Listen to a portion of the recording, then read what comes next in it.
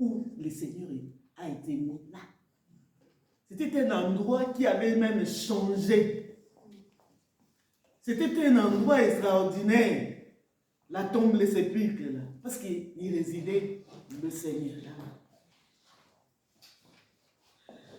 C'était un endroit, pas n'importe quel endroit. Nous sommes dans la maison de Dieu là. Alléluia. Amen. Il y a des endroits. Il y a des endroits où il ne faut même pas blaguer. Il y a des endroits où tu te retrouves dans cet endroit-là, toi-même tu sais. Bien-aimé, s'il faut que tu te mettes à genoux et prier debout. Oui, fais-le.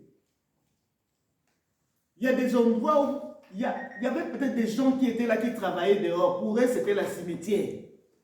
Mais pour Marie, non, il y avait son Seigneur dedans. Si le messianique vient dans cette concession, dans cette parcelle, c'est sa parcelle. Mais toi, quand tu viens, tu sais que tu viens dans la maison de Dieu. C'est la maison, c'est l'endroit où je me rencontre avec le Seigneur. C'est ta façon de percevoir, de comprendre les choses. La Bible dit, quand elle vit, elle a vu l'ange assis, l'un à gauche, c'est écrit à gauche, à la tête, l'autre au pied. Tout était sous contrôle. À la tête et au pied. Sous contrôle. Et c'est Marie qui va voir ça. De Magdala. Il lui dit, femme, pourquoi pleures-tu? Elle leur répondit, parce qu'ils ont enlevé mon Seigneur et je ne sais où ils l'ont mis. En disant cela, elle se retourna et elle vit Jésus debout. Mais elle ne savait pas que c'était Jésus. Tellement il y avait trop de pleurs, il y avait trop de larmes.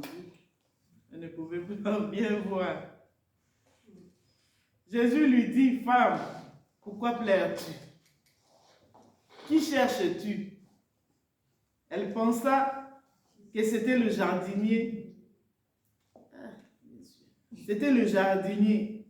Lui dit, Seigneur, si c'est toi qui l'as emporté, dis-moi où tu l'as mis et je le prendrai. Marie était prête même à prendre les cadavres. Prête à ramener les cadavres dans sa maison. Est-ce que vous pouvez comprendre ça? Ce genre de femmes. Des modèles de femmes que nous voulons nous porter le nom. Des femmes prêtes à tout, qui ne regardent pas la pluie, qui ne regardent pas le froid, la neige, l'hiver, le soleil. Je ne sais pas, Marie, elle vivait avec qui? Comment tu peux ramener le cadavre dans ta maison? Et si on lui donnait le cadavre là, comme ça, il est là? Donc elle n'a même pas réfléchi, elle ne regardait pas. Non, elle voulait même Jésus mort. Elle voulait même Jésus qui peut-être sentait mauvais, mais elle voulait Jésus. Est-ce que vous me suivez? Amen. Ces genre de femmes-là.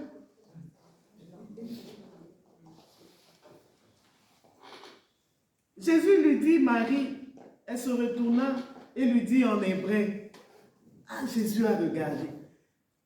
Oh Seigneur. Jésus souvent se disait, car Marie, c'est seulement cette Marie-là. Donc elle est prête à m'amener cadavre chez elle. Non, il faut que j'ouvre les yeux de cette femme. Il faut qu'elle voie maintenant distinctement. Il faut qu'elle voie bien. Des fois, on ne voit pas parce qu'on n'est pas encore arrivé. Alléluia. Amen. Des fois, on ne voit pas, on ne voit pas bien. Parce que Jésus, en mesurant un peu, non, on n'est pas encore arrivé. Parce que la Bible nous dit, on l'a vu, elle ne savait pas que c'était Jésus. Jésus lui parlait, mais elle ne comprenait pas. Aujourd'hui, beaucoup, Jésus parle. Mais les gens ne comprennent pas, ne voient rien. Mais c'est Jésus qui parle. Non, toi tu vois Maman Alice. Mais ce n'est pas seulement qu'elle va elle va s'efforcer, mais cette femme-là, elle a continué. Elle ne s'est pas aussi fatiguée. Et c'est là que Jésus va lui ouvrir les yeux. Elle lui dit en hébreu cette fois. Elle lui dit en hébreu Rabouni, c'est-à-dire maître. Ça, c'est Marie qui s'est retournée. Ça, c'est mon maître. Jésus lui dit, ne me touche pas, car je ne suis pas encore monté vers mon Père, mais va trouver mes frères et dis-leur que je monte vers mon Père et votre Père, vers mon Dieu et votre Dieu. Marie de Magdala alla annoncer aux disciples qu'elle avait vu le Seigneur et qu'il lui avait dit ces choses. C'est là qu'on dit, les femmes, ce sont les premières à recevoir le message d'aller annoncer que Jésus est vivant, que Jésus est ressuscité. Le premier à recevoir ce message, on a eu à prêcher ça beaucoup de fois et on en prêchera toujours. On a eu à insister sur ça dans nos prêches, dans nos sermons. Mais nous allons lire, nous allons aller dans Luc 24 maintenant. Jésus a envoyé Marie d'aller dire à ses frères. Les frères de Jésus, ce n'était pas seulement Jean-Pierre. Hein? Les frères de Jésus, jusqu'aujourd'hui, il y a encore des frères de Jésus qu'il faut aller leur dire. Et quand on parle de frères, dans les frères là, il y a aussi les sœurs. Hein? Donc il faut leur dire qu'il n'est plus dans les tombeaux, maman. Il est ressuscité. Et la dame, elle a reçu ça de lui-même, le maître.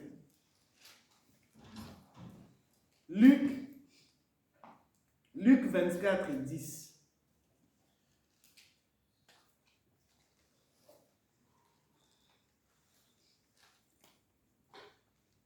Jean nous parle de Marie. Mais l'évangile selon Luc nous parle de ces femmes, il parle de 3 femmes qui étaient avec Marie. Jean présente seulement Marie, parce que les évangiles se complètent toujours. Dans l'évangile selon Luc, on nous parle d'autres femmes aussi qui étaient avec Marie. Et le verset 24, le verset 10 du chapitre 24 nous dit ceci dans Luc. Celles qui disent ces choses aux apôtres, ils ont reçu le message d'aller, ils sont allés, ils ont dit ces choses. Et le verset 10, il dit, celles qui disent ces choses aux apôtres étaient Marie de Magdala, Jeanne, Marie, mère de Jacques, et les autres qui étaient avec. Est-ce qu'on peut acclamer le Seigneur?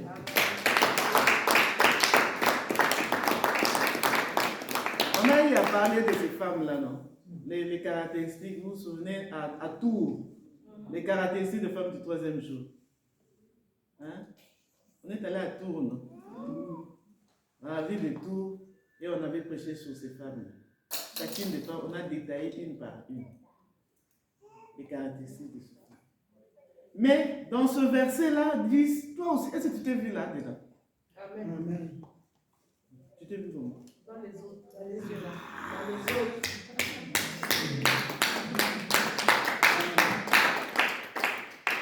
Gloire au Seigneur. Oui, on a cité Marie, on a cité Jeanne, on a cité mère de Jacques, Marie mère de Jacques.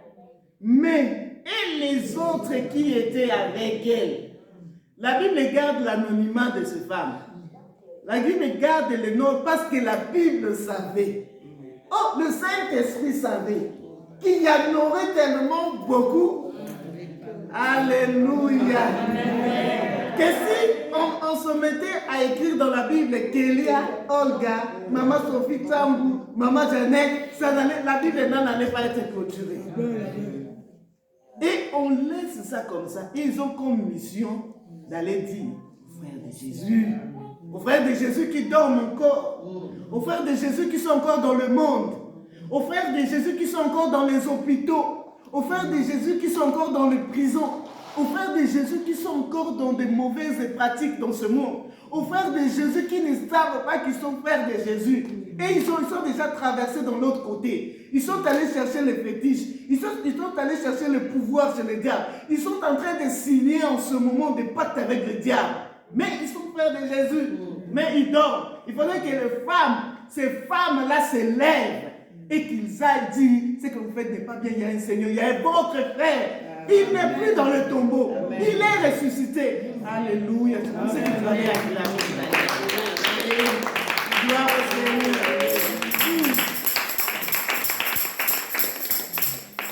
Ça, c'est le F3J. Donc, nous ne sommes pas en dehors de la Bible. Nous sommes dedans. Et nous sommes dans ces comment appeler ça? Dans cette recommandation de Jésus.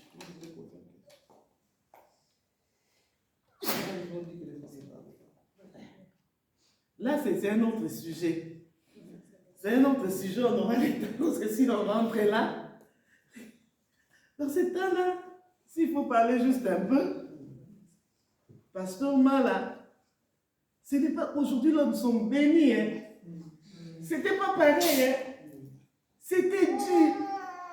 Ces femmes, les femmes, vous allez voir, on cite seulement les frères, la Bible cite les frères des hommes, tout ça. Là. Les femmes étaient marginalisées. Au temps de Jésus, quand Jésus naissait là, les femmes n'avaient pas de valeur.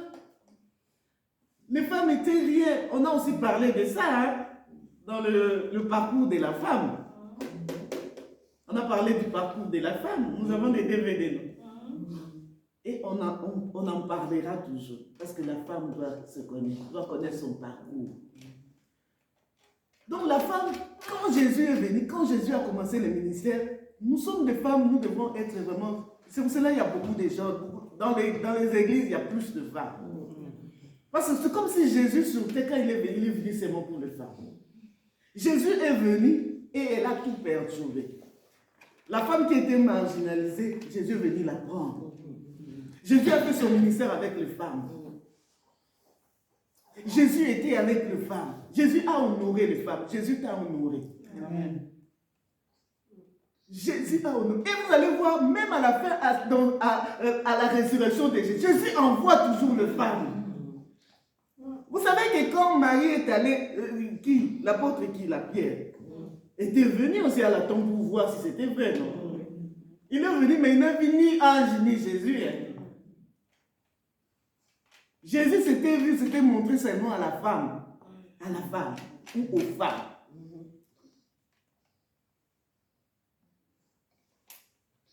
Non, mais si on dit tu ne peux pas parler, non, Jésus m'a dit de parler. Hein? Jésus m'a dit de parler. Jésus a dit à Magdala et à ces femmes-là, qu'on n'a pas cité le nom, c'était moi. Jésus m'a dit de parler. D'aller annoncer. Donc, chaque fois que je m'étais, je n'obéis pas à Jésus. Amen. Oh, il faut obéir à Jésus. Amen. Amen. Donc, c'est là que nous trouvons où nous puisons même notre force, notre essence, notre force de ce ministère de femmes de troisième jour.